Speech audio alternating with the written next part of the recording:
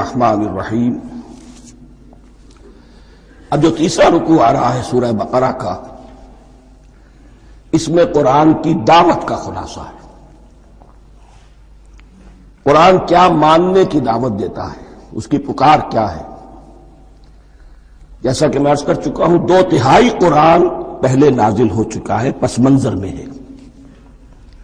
ہمارے لیے اس ترتیب مصحف کے اعتبار سے وہ قرآن بعد میں آئے گا، ترتیب نزولی کے اعتبار سے وہ پس منظر میں موجود ہے،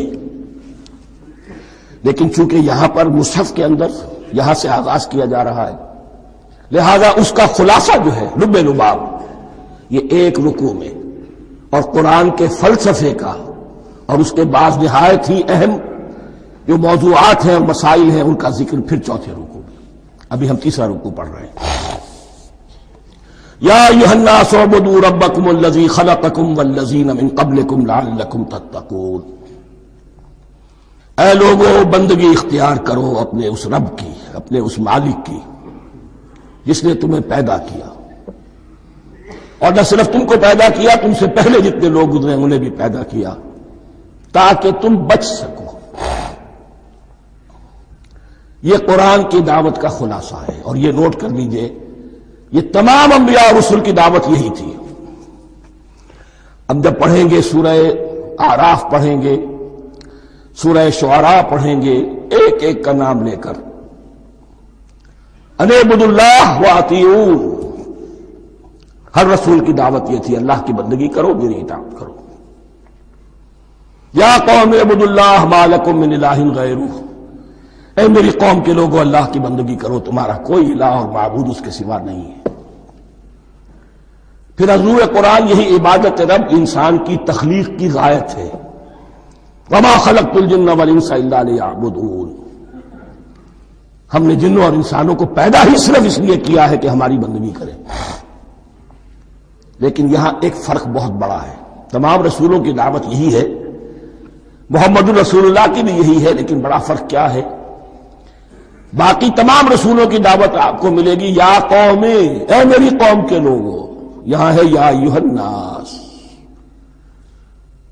اے بنی آدم، اے بنی نوع انسان۔ معلوم ہوا کہ تمام رسول حضور سے پہلے صرف اپنی اپنی قوموں کی طرف آئے ہیں۔ پہلے اور آخری اور کامل رسول ہیں اللہ کے محمد صلی اللہ علیہ وسلم، جن کی دعوت آفاقی ہے۔ یا ایھا الناس، یا قوم نہیں، یا ایھا الناس اعبدوا ربکم الذی خلقکم والذین من قبلکم۔ اس میں دلیل بھی آ گئی کہ عام طور پر لوگ جو ہے غلط راستے پر اس دلیل سے جمے رہتے ہیں کہ ہمارے آباء و اجداد کا راستہ یہی تھا۔ تو بھائی، جیسے تم مخلوق ہو ایسے وہ بھی تو مخلوق تھے، جیسے تم خطا کر سکتے ہو وہ بھی تو خطا کر سکتے تھے۔ لہذا یہ نہ دیکھو کہ آباء و اجداد کا راستہ کیا تھا، دیکھو یہ کہ حق کیا ہے۔ لعلکم تتقون، تاکہ تم بچ جاؤ، دنیا میں افراط و تفریط کے دھکوں سے بچ جاؤ گے، آخرت میں اللہ کے عذاب سے بچ جاؤ گے۔ ان دونوں سے اگر بچنا ہے تو اللہ کی بندگی کی روش اختیار کرو۔ اچھا، کس رب کی؟ الذی جعل لکم الارض فراشا والسماء بناء، جس نے تمہارے لیے زمین کو فرش بنا دیا اور آسمان کو چھت بنا دیا۔ وانزل من السماء ماء، اور آسمان سے پانی برسایا۔ فاخرج به من الثمرات رزقا لکم، اور پھر اس پانی کے ذریعے سے زمین سے میووں کی شکل میں، پیداوار کی شکل میں تمہارے لیے رزق اگایا۔ فلا تجعلوا للہ اندادا وانتم تعلمون، تو ہرگز نہ اللہ کا مد مقابل کسی کو ٹھہراؤ جانتے بوجھتے۔ وانتم تعلمون کا ایک مطلب یہ بھی ہے کہ تم بھی مانتے ہو کہ اس کائنات کا خالق اللہ کے سوا کوئی نہیں۔ اہل عرب بھی مانتے تھے، جو ان کے دیوی دیوتا تھے وہ سمجھتے تھے کہ یہ اللہ کے اوتار ہیں، یا اللہ کے ہاں بہت یہ پسندیدہ ہیں، اللہ کے محبوب ہیں، اس کے اولیاء ہیں، اس کی بیٹیاں ہیں، لہذا یہ شفاعت کریں گے تو ہمارا بیڑا پار ہو جائے گا۔ ورنہ خالق وہ مانتے تھے اللہ ایک ہی ہے۔ جب تم یہ مانتے ہو کائنات کا خالق ایک، مدبر ایک، تو اب کسی کو اس کا مد مقابل نہ بناؤ۔ انداد ند کی جمع ہے، لا ضد لہ ولا ند لہ، اللہ کا کوئی مد مقابل نہیں۔ اس میں یہاں تک بات ہے کہ حضور اس درجے، اس توحید کی باریکیوں تک پہنچا کر گئے ہیں اس امت کو کہ کسی صحابی نے ایسے ہی کہہ دیا ما شاء اللہ و ما شئت، جو اللہ چاہے اور جو آپ چاہیں۔ حضور نے فوراً ٹوک دیا اجعلتنی للہ ندا، کیا تو نے مجھے اللہ کا مد مقابل بنا دیا ہے؟ اس کائنات میں مشیت صرف ایک کی چلتی ہے، کسی اور کی مشیت اس کی مشیت کے تابع پوری ہو جائے، لیکن مشیت مطلقہ صرف اس کی ہے۔ یہاں تک کہ حضور سے فرمایا گیا کہ اے نبی آپ کے لیے یہ ممکن نہیں ہے جسے چاہے ہدایت دے دے، انک لا تہدی من احببت ولکن اللہ یہدی من یشاء۔ اگر یہ اختیار میں ہوتا تو ابو طالب دنیا سے بغیر ایمان لائے نہ جاتے۔ فلا تجعلوا للہ اندادا وانتم تعلمون۔ اب ان دو آیتوں میں تو یوں سمجھیے توحید نظری بھی اور توحید عملی بھی۔ توحید عملی کیا ہے؟ بندگی صرف اسی کی ہو۔ اب آیا ہے رسالت کا معاملہ، وَإِن كُنتُمْ فِي رَيْبٍ مِّمَّا نَزَّلْنَا عَلَىٰ عَبْدِنَا، اگر تمہیں رسالت محمدی پر شک ہے صلی اللہ علیہ وسلم، اس کے کیا معنی ہے؟ کہ تمہیں اس قرآن کے بارے میں شک ہے جو ہم نے اپنے بندے پر نازل کیا ہے۔ اگر ہے شک فی الواقع، وَإِن كُنتُمْ فِي رَيْبٍ، اگر تمہیں واقعتاً شک ہے مما نزلنا علی عبدنا، اس پر جو ہم نے اپنے بندے پر نازل فرمایا ہے، فاتوا بسورۃ من مثلہ، تو لے آؤ اس جیسی ایک ہی صورت۔ یہ ہم کل پوری تفصیل سے دیکھ چکے ہیں کہ برسبیل تنزل یہاں پہنچے ہیں۔ پہلے دو آیتیں میں نے آپ کو سنائی تھی جس میں پورے قرآن کی مثال لانے کا چیلنج کیا گیا، پھر ایک آیت سنائی جس میں 10 صورتیں ہی لے آؤ، اب آخری درجے میں ایک صورت ہی بنا لاؤ، اور ایک صورت تو سورۃ العصر کے مساوی بھی ہو سکتی تھی، سورۃ الکوثر کے مساوی بھی ہو سکتی تھی۔ وَادْعُوا شُهَدَاءَكُم مِّن دُونِ اللَّهِ إِن كُنتُمْ صَادِقِينَ، اور بلا لو اپنے سارے مددگاروں کو اللہ کے سوا، جن ہوں انس ہوں، اس لیے کہ قریش کا خیال یہ تھا کہ جو شعراء ہوتے ہیں ان کے پاس جن ہوتے ہیں، وہ جن انہیں سکھاتے ہیں، ورنہ عام آدمی تو یہ شعر نہیں کہہ سکتا۔ تو تمہارا اگر کوئی گمان ہے کوئی جنات سکھانے والے ہیں، کوئی انسان ہے، خطیب ہے، شعراء ہے، ادیب، سب کو جمع کر لو۔ ان کنتم صادقین، اب یہ ہے بہت ہی، جس کو میں نے کل کہا تھا آپ کو یاد ہوگا، قرآن کا انداز کیا ہوتا ہے کہ وہ اپنے اندر جھانکنے کی دعوت دیتا ہے۔ یہ گویا کہ آنکھوں میں آنکھیں ڈال کر یہ کہا جا رہا ہے کہ حقیقت میں تمہیں کوئی شک نہیں ہے، یہ تم بات بنا رہے ہو صرف، اگر واقعتاً شک ہے تو آؤ میدان میں، حقیقت یہ ہے کہ تمہیں شک نہیں ہے، اگر تم سچے ہو فاتوا بسورۃ من مثلہ، تو اس جیسی ایک ہی صورت بنا لاؤ۔ فإن لم تفعلوا، اب ذرا انداز دیکھیے تحدی کا اور چیلنج کا، پھر اگر تم یہ نہ کر پاؤ وَلَن تَفْعَلُوا، اور ہرگز نہیں کر سکو گے، یہ چیلنج کون دے سکتا ہے؟ اللہ کے سوا کوئی نہیں دے سکتا۔ یہ انداز کسی کتاب کا نہیں ہے، ذَلِكَ الْكِتَابُ لَا رَيْبَ فِيهِ، یہ کسی کا نہیں ہے۔ فَإِن لَمْ تَفْعَلُوا وَلَن تَفْعَلُوا، پھر اگر تم نہ کر پاؤ اور تم ہرگز نہیں کر پاؤ گے، فَاتَّقُوا النَّارَ الَّتِي وَقُودُهَا النَّاسُ وَالْحِجَارَةُ، تو ڈرو اس آگ سے جس کا ایندھن بنیں گے انسان اور پتھر۔ اعدت للکافرین، کافروں کے لیے تیار کر لی گئی ہے، بھڑکا دی گئی ہے۔ پتھروں کا ذکر خاص طور پر کیوں ہے؟ دو اس کے امکانات ہیں۔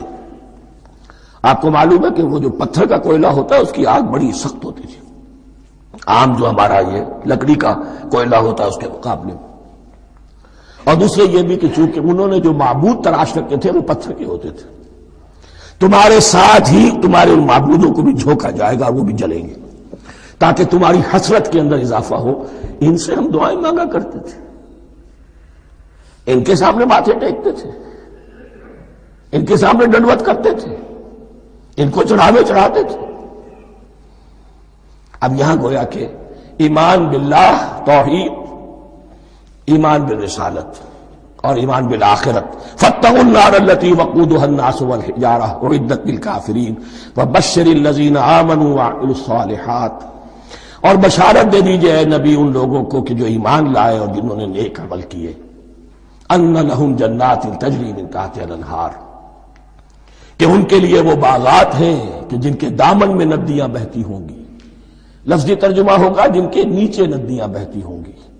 مراد اس سے کیا ہے؟ عام فطری باغ وہ ہوتے تھے کہ جس میں ذرا اونچائی پر جو ہے درخت لگے ہوئے ہیں اور دامن میں ندی بہ رہی ہے، تو اس سے خود بخود جو ہے وہ اریگیشن، نیچرل اریگیشن ہو رہی ہے، درختوں کے جڑوں تک پانی پہنچ رہا ہے. بہرحال ترجمہ آپ لفظی کریں، ان کے نیچے ندیاں بہتی ہوں گی یا یہ کہ جن کے دامن میں ندیاں بہتی ہوں گی. کلما رزقوا منہا من ثمرۃ رزقا، جب بھی کبھی انہیں دیا جائے گا کوئی پھل رزق کے طور پر کھانے کے لیے جنت میں، قالوا ھذا الذی رزقنا من قبل، وہ کہیں گے یہ تو وہی شے ہے جو ہمیں پہلے بھی ملتی تھی.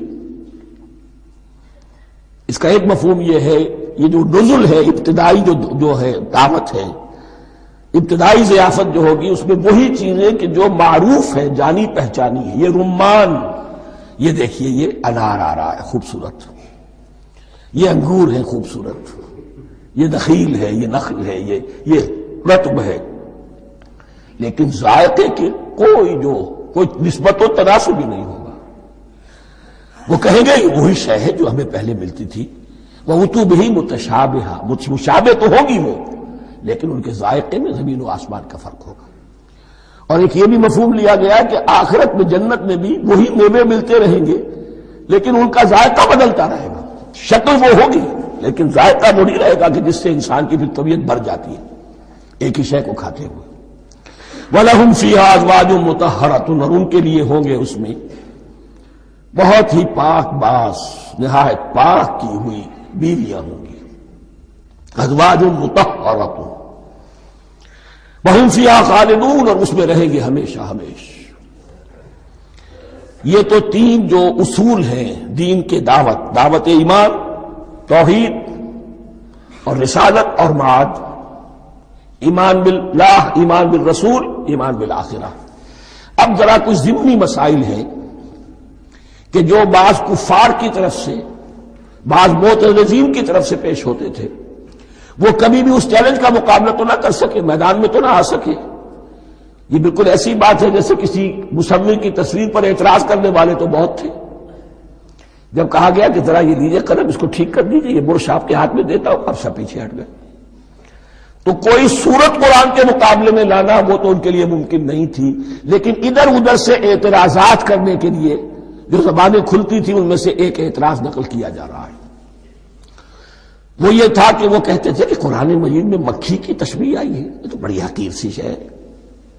اعلیٰ کلام ہو اور اعلیٰ متکلم ہو ویسی حقیر چیزوں کا تذکرہ نہیں کرتا. بیت العنکبوت مکڑی کا بھی ذکر ہے قرآن میں، اتنی حقیر شے کا، یہ کوئی اعلیٰ کلام نہیں. اس کا جواب دیا جا رہا ہے کہ اصل میں کہیں تشبیہ بیان کرنی ہے، تمثیل بیان کرنی ہے، تو دیکھنا یہ کہ جس شے کے لیے تشبیہ دی جا رہی ہے اس کی مناسبت والی شے ہو. شے کوئی بہت حقیر ہے تو کسی عظمت والی شے سے آخر کیسے تشبیہ دی جائے گی؟ وہ تو کسی حقیر شے سے ہی تشبیہ دی جائے گی تو جو اصل مقصد ہے تشبیہ کا وہ پورا ہوگا. ان اللہ لا یستحیی ان یضرب مثلا ما بعوضۃ فما فوقها، اللہ تعالیٰ کو تو اس میں کوئی جھجک نہیں ہے، کوئی شرم نہیں ہے کہ وہ مچھر کی مثال بیان کرے. تو اس سے اوپر، اب یا فوقها میں دونوں معنی ہو جائیں گے، یعنی کمتر اور حقیر ہونے میں اس سے بھی بڑھ کر، یا یہ کہ اس سے اوپر کی کوئی شے اس کی مثال دینے میں اللہ کو کوئی جھجک نہیں. اس لیے کہ مکھی بھی بہرحال مچھر سے تو ذرا بڑی شے ہے. اس معنی میں بھی ہو سکتا ہے فوقہا، اور فوقہا اس معنی میں بھی کہ اس سے بھی حقیر ہونے میں اس سے بھی بڑھ کر. فَأَمَّا الَّذِينَ يَعْلَمُونَ فَأَمَّا الَّذِينَ آمَنُوا فَيَعْلَمُونَ أَنَّهُ الْحَقُّ مِنْ رَبِّهِمْ، تو جو لوگ صاحب ایمان ہیں وہ جان لیتے ہیں کہ یہ حق ہے ہمارے رب کی طرف سے. وَأَمَّا الَّذِينَ كَفَرُوا، اور جنہوں نے کفر کیا ہے، فَيَقُولُونَ مَاذَا أَرَادَ اللَّهُ بِهَذَا مَثَلًا، یہ کیا مثال اللہ نے دی، کیا ارادہ ہوا اللہ کا اس مثال کے ذریعے سے. ناک منہ چڑھا رہے ہیں، اعتراض کر رہے ہیں. اب جو آ رہا ہے اگلا جملہ وہ ہے بہت اہم، یضل بہ کثیرا ویہدی بہ کثیرا، اسی کے ذریعے سے اللہ بہتوں کو ہدایت دیتا ہے اور اسی کے ذریعے سے بہتوں کو گمراہ کرتا ہے. معلوم ہوا کہ ہدایت اور گمراہی اور ہدایت اور ضلالت انسان کی سبجیکٹو کنڈیشن کے اوپر دار و مدار ہے اس کا. آپ کے دل میں خیر ہے، بھلائی ہے، نیت صحیح ہے، طلب ہدایت، طلب علم، اس میں آپ سچے ہیں، آپ کو ہدایت مل جائے گی. دل میں زیغ ہے، کجی ہے، نیت میں ٹیڑھ ہے، فساد ہے، تو اسی کے ذریعے سے اللہ آپ کی گمراہی میں اضافہ کر دے گا. یضل بہ کثیرا ویہدی بہ کثیرا. لیکن اللہ کا یہ کسی کو ہدایت دینا اور کسی کو ضلالت دینا علل ٹپ نہیں ہے، کسی قاعدے اور قانون کے بغیر نہیں ہے. وما یضل بہ الا الفاسقین. نہیں گمراہ کرتا وہ اس کے ذریعے سے مگر صرف سرکش لوگوں کو،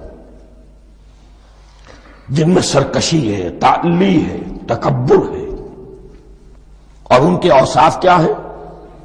الذین ینقضون عہد اللہ من بعد میثاقہ. جو توڑ دیتے ہیں اللہ کے ساتھ کیے ہوئے عہد کو. اور سب سے بڑا عہد یہ سورہ اعراف میں چل کر آئے گا، عہد الست. عالم ارواح میں ہم عہد الست کر کے آئے. الست بربکم قالوا بلا.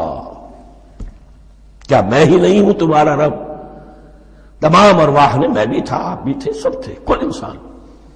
جتنے انسان دنیا میں آج تک آ چکے ہیں وہ بھی تھے، اور جو آنے ہیں ابھی قیامت تک وہ بھی تھے. لیکن تھے صرف ارواح کی شکل میں، جسم نہیں تھے.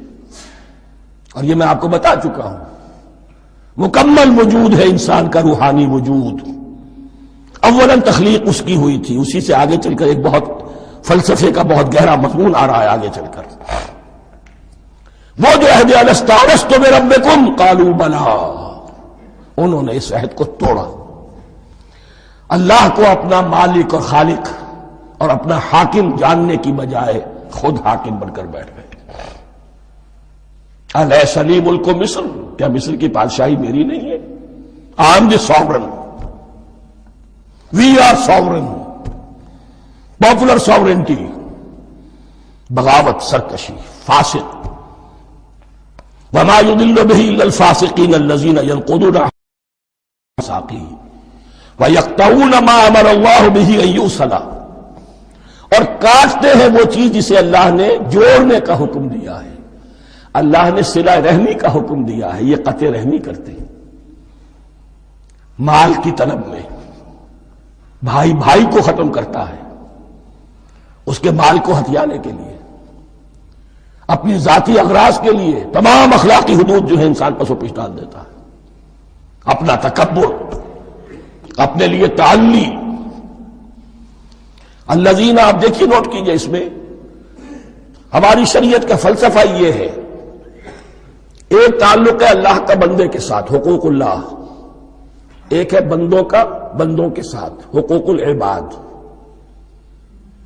اللہ کا حق کیا ہے؟ اسے حاکم اور مالک، اور حاکم سمجھو، الملک سمجھو، خود اس کے بندے بنو. انسانوں کا حق کیا ہے؟ کونوا عباد اللہ اخوانا. سب آپس میں بھائی بھائی اللہ کے بندے بن جاؤ. اور اس میں سب سے اہم ترین رحمی رشتہ ہے، سگے بھائی، سگے بھائی بہنیں.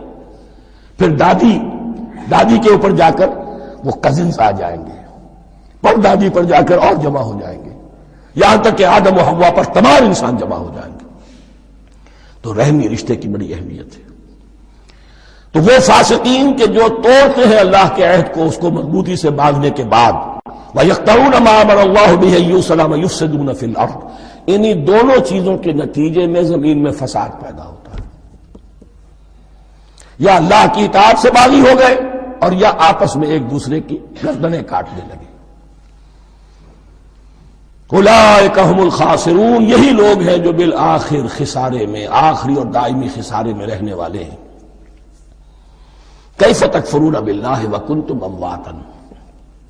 تم کیسے کفر کرتے ہو اللہ کا؟ بڑا پیارا انداز ہے. وکنتم امواتا، تم مردہ تھے، فاحیاکم، تمہیں زندہ کیا، ثم یمیتکم، پھر تمہیں مارے گا، ثم یحییکم، پھر جلائے گا، ثم الیہ ترجعون، پھر تم اس کی طرف لوٹ جاؤ گے، لوٹا دیے جاؤ گے. یہاں وہ بات آ گئی جو آج نگاہوں سے بالکل اوجھل ہو چکی ہے. یہ ہم دنیا میں آنے سے پہلے مردہ تھے، کیا مانی؟ یہ مضمون آ کر اصل میں سورہ غافر یا سورہ مومن میں چل کر اس کی پوری وضاحت ہوگی، لیکن چونکہ یہاں تذکرہ ہو چکا ہے عہد الست کا، ہماری پہلی تخلیق ہوئی عالم ارواح میں، ارواح کی صورت میں، پھر ہمیں سلا دیا گیا، وہ ہماری پہلی موت تھی۔ مردہ جو ہے معدوم نہیں ہوتا، مردہ ہوتا ہے، بے جان ہوتا ہے، سویا ہوا ہوتا ہے، اور موت کو اور نیند کو تشبیہ دی گئی ہے۔ پھر ہمیں اس جسد کے ساتھ یہاں زندہ کیا گیا، پھر موت طاری ہوگی، پھر ہمیں زندہ کیا جائے گا۔ یہ آیت جیسا کہ میں نے عرض کیا بہت بڑی اور بڑی گہری حکمت اور فلسفہ قرآن کی آیت ہے۔ کیسے اللہ کا انکار کرتے؟ کنتم اموات، تم مردہ تھے، سوئی ہوئی ارواح کی شکل میں تھے، فاحیاکم، تمہیں جگایا اس جسد کے ساتھ زندہ کیا، ثم یمیتکم ثم یحییکم، پھر تمہیں مارے گا، پھر جلائے گا، ثم الیہ ترجعون، پھر تم اس کی طرف لوٹا دیے جاؤ گے۔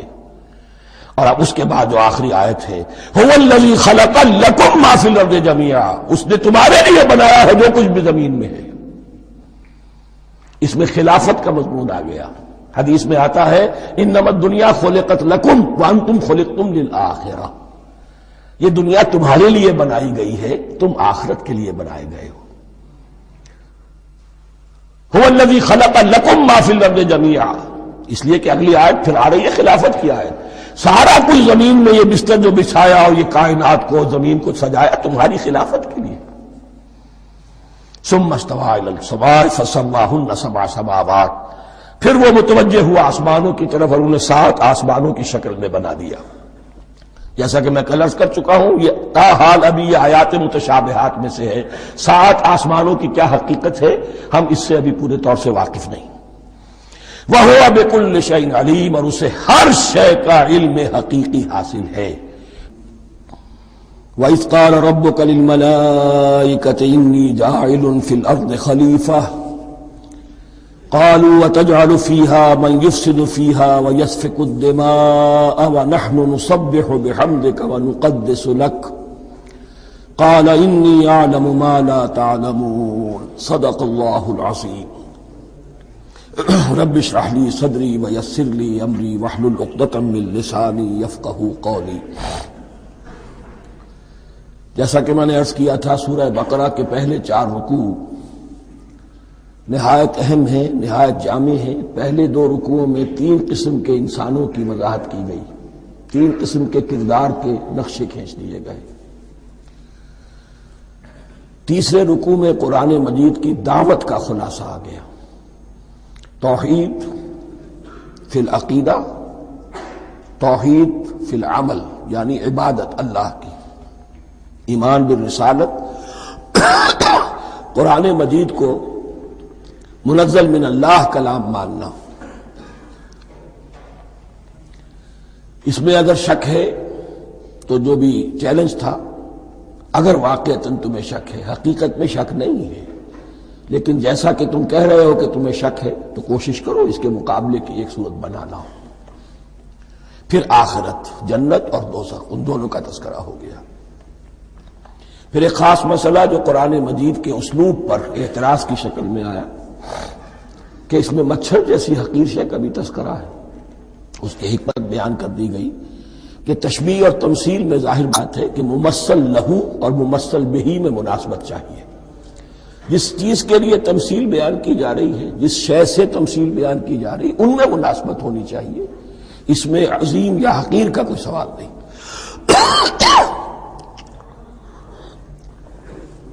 پھر یہ بات کہ جن لوگوں کے دلوں میں زیغ ہے، کجی ہے، وہ اس قرآن سے بھی ان کی ضلالت میں، گمراہی میں اضافہ ہوگا۔ جو لوگ طالب حق ہیں ان کو یہ قرآن مجید ہدایت دے گا، اور کن کو اللہ گمراہ کرتا ہے؟ جو سرکش ہے، جو نمبر 1 اللہ سے جو عہد کر کے دنیا میں آئے تھے اس کی خلاف ورزی کر رہے ہیں، اور صلہ رحمی کے بجائے قطع رحمی کرتے ہیں۔ اس کے بعد ایک بہت اہم فلسفیانہ بات آ گئی، اور اسی کے ضمن میں میں نے اصل میں یہ ساری بات دہرائی ہے میں نے کہا تھا کہ یہ بات واضح ہوگی آگے جا کر سورہ غافر میں. پھر ذہن میں لائیے کہ جب یہ صورت نازل ہوئی ہے سورہ غافر نازل ہو چکی تھی، لہذا یہاں اجمالی تذکرہ ہے، وہاں تفصیلی تذکرہ ہے. اہل جہنم کا قول نقل ہوا ہے، ربنا امتنا اثنتین واحییتنا اثنتین فاعترفنا بذنوبنا فہل الی خروج من سبیل. اے اللہ تو نے 2 مرتبہ ہم پر موت وارد کی، 2 مرتبہ ہمیں زندہ کیا، اب ہم نے اپنے قصور تسلیم کر لیے، تو اب یہاں سے بھی کوئی اور مرحلہ ہے یا نہیں، یہاں سے نکلنے کا بھی کوئی راستہ ہے یا نہیں. اس سے حقیقت یہ واضح ہوئی انسان کی تخلیق اول ہوئی عالم ارواح میں، صرف ارواح کی حیثیت سے، اور حدیث میں آتا ہے الارواح جنود مجندہ، لشکروں کی شکل تمام انسان. ان سے عہد لیا گیا الست بربکم قالوا بلا، پھر سلا دیا گیا ارواح کو. یہ گویا کہ پہلی موت تھی جو ہم گزار آئے. پھر عالم خلق کا مرحلہ آیا. عالم خلق میں یہ تناسل کے ذریعے سے رحم مادر میں جب ایک جنین تیار ہوتا ہے تو ایک حدیث ہے حضرت عبداللہ ابن مسعود سے، 4 مہینے کا جب جنین ہو جاتا ہے تو اس کے بعد وہ روح لا کر اس میں پھونک دی جاتی ہے. یہ گویا کہ احیاء اولا ہو گیا، پہلی مرتبہ کا زندہ کیا جانا، پہلی موت کی نیند سے جگا دیا گیا. اے تازہ واردان بساط ہوائے دل، اب ہم اس دنیا میں اس جسد کے ساتھ زندہ ہوئے، اب پھر موت آئے گی، جسد یہی چلا جائے گا جہاں سے آیا تھا، روح جہاں سے آئی تھی وہاں واپس جائے گی. ثم یمیتکم ثم یحییکم ثم الیہ ترجعون، پھر تمہیں اللہ کی طرف لوٹا دیا جائے گا. یہ ہے بہت گہرا نقطہ فلسفہ دین کا. اس کے بعد مضمون شروع ہو رہا ہے خلافت کا، جس کا اجمالی جو ہے تذکرہ 3 رکوع کی آخری آیت میں آ گیا. هو الذی خلق لکم ما فی الارض جمیعا، زمین میں جو کچھ ہے اے انسانوں تمہارے لیے پیدا کیا گیا. اسی کے ساتھ جڑتا ہوا مضمون اب خلافت کا آ رہا ہے. وَإِذْ قَالَ رَبُّكَ لِلْمَلَائِكَةِ إِنِّي جَاعِلٌ فِي الْأَرْضِ خَلِيفَةً، اور یاد کرو جب کہ کہا تھا تمہارے رب نے فرشتوں سے میں بنانے والا ہوں زمین میں ایک خلیفہ. اب خلیفہ کی حقیقت کو سمجھیے. خلیفہ کسے کہتے ہیں؟ نائب. عام طور پر لوگوں کو مغالطہ ہوتا ہے کہ خلیفہ جانشین جو ہے وہ تو کسی کے موت کے بعد ہوتا ہے، زندگی میں تو نہیں ہوتا. لیکن یہاں اصل میں ہمارے لیے بہت آسان ہے. انسان کی جو اصل حقیقت ہے اس دنیا میں اس کو سمجھنے کے لیے یوں سمجھیے کہ ہم آج سے 50 سال پہلے انگریز کے غلام تھے. ہمارا بادشاہ یا ملکہ انگلستان میں تھا یا تھی. دہلی میں وائس رائے ہوتا تھا. وائس رائے کا کام کیا ہے؟ جو حکم آیا ہے his master his majesty's government کا یا ہر میجسٹیز گورنمنٹ کا جو حکم آیا ہے بلا چون و چرا بغیر کسی تغیر اور تبدل کے نافذ کرے. ہاں جہاں کوئی حکم وہاں سے نہیں ہے تو یہاں کے حالات میں بہترین اپنی رائے قائم کرے، غور و فکر کرے یہاں کی مصلحتیں کیا ہے. جو چیز بھی امپائر کی مصلحت میں ہو اس کے مطابق فیصلہ کر سکتا ہے. بین ہی یہی رشتہ ہے. اللہ ہے لیکن اللہ نے اپنے آپ کو غیب کے پردے میں چھپا لیا ہے. زمین پر انسان ہے. اب انسان کا کام یہ ہے جو ہدایت آ رہی ہے اللہ کی طرف سے اس پر تو بے چون و چرا عمل کرے. جہاں کوئی ایکسپریس ہدایت نہیں ہے، کوئی واضح ہدایت نہیں ہے، وہاں اپنے بیسٹ ججمنٹ کو ایکسرسائز کرے. اسی کا نام اجتہاد ہے. غور و فکر کرے، سوچے، اور جو بات روح دین کے زیادہ سے زیادہ مطابقت رکھنے والی ہو اس کو اختیار کرے. بین ہی یہی رشتہ ہے در حقیقت رشتہ خلافت کہ جو اللہ اور انسان کے مابین ہے. اب یہ جو دی گئی ہے یہ حیثیت تمام انسانوں کو دی گئی ہے. پوٹینشلی ہر انسان اللہ کا خلیفہ ہے. لیکن جو اللہ کا باغی ہو جائے، جو خود حاکمیت کا مدعی ہو گیا، گویا کہ وہ باغی ہے۔ اب اگر شاہ جہان بادشاہ تھا، اس کا کوئی ولی عہد تھا، اور ولی عہد جو ہے صبر نہیں کر سکتا، اپنے باپ کی زندگی ہی میں بغاوت کر دیتا ہے، حکومت حاصل کرنا چاہتا ہے، تو اب وہ کیا ہے؟ واجب القتل ہے۔ جو لوگ بھی حاکمیت کے مدعی ہو گئے، ویسے تو حقیقت واجب القتل ہے، لیکن دنیا میں مہلت دی ہے اللہ نے، یہ دارالامتحان ہے، فوراً قتل نہیں کرتا، فوراً ختم نہیں کرتا۔ وَلَوْلَا كَلِمَةٌ سَبَقَتْ مِن رَبِّكَ إِلَىٰ أَجَلٍ مُّسَمًّى لَقُضِيَ بَيْنَهُمْ، اگر یہ پہلے بات طے نہ ہو چکی ہوتی، ایک وقت معین تک کے لیے انہیں مہلت اللہ نے نہ دی ہوتی، تو اللہ فیصلہ چکا دیتا، لیکن مہلت دی ہے۔ لیکن کم سے کم اتنی سزا ملتی ہے کہ اب وہ خلافت کے حق سے محروم کر دیے گئے، گویا کہ اب خلافت دنیا میں ہوگی خلافت المسلمین، صرف وہی شخص کہ جو اللہ کو مانے اپنا حاکم مطلق، وہ خلافت کا اہل ہے۔ تو یہ چند باتیں خلافت کی اصل حقیقت کے ضمن میں یہیں پر سمجھ لیجیے۔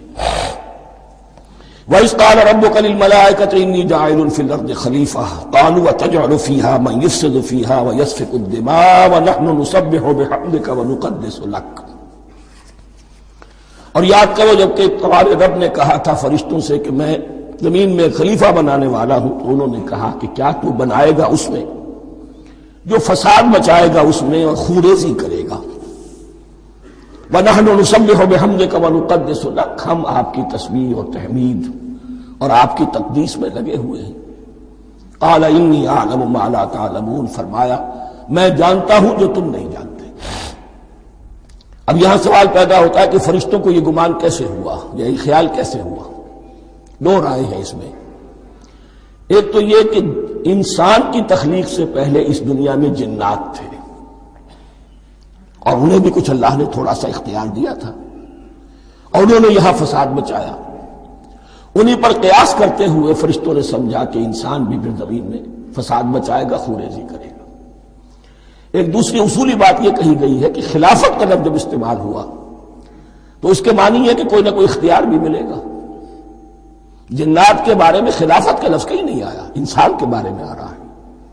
خلیفہ بالکل بے اختیار نہیں ہوتا، جیسا کہ میں نے عرض کیا، جہاں واضح حکم ہے تو اس کی تو تنفیذ، جہاں نہیں ہے وہاں اپنی رائے سے جتنا بھی بہتر سے بہتر سوچ سکتا ہو انسان رائے قائم کرے۔ یہ اختیار جو ہے، ظاہر بات ہے جہاں اختیار ہوگا صحیح استعمال ہونے کا بھی امکان ہے، غلط استعمال ہونے کا بھی امکان ہے۔ اختیار تو بلکہ یہ کہ آپ کا پولیٹیکل سائنس کا تو ایکسیم یہ ہے، authority turns to corrupt and absolute authority corrupts absolutely۔ تو ٹینڈنسی کرپشن کی ہوتی ہے اختیار کے اندر، اس بنا پر انہوں نے قیاس کیا کہ اس میں فساد ہوگا، خوریزی ہوگی۔ اللہ تعالیٰ نے فرمایا اپنی حکمتوں سے میں خود واقف ہوں، میں کیوں بنا رہا ہوں یہ میں جانتا ہوں، تم نہیں جانتے۔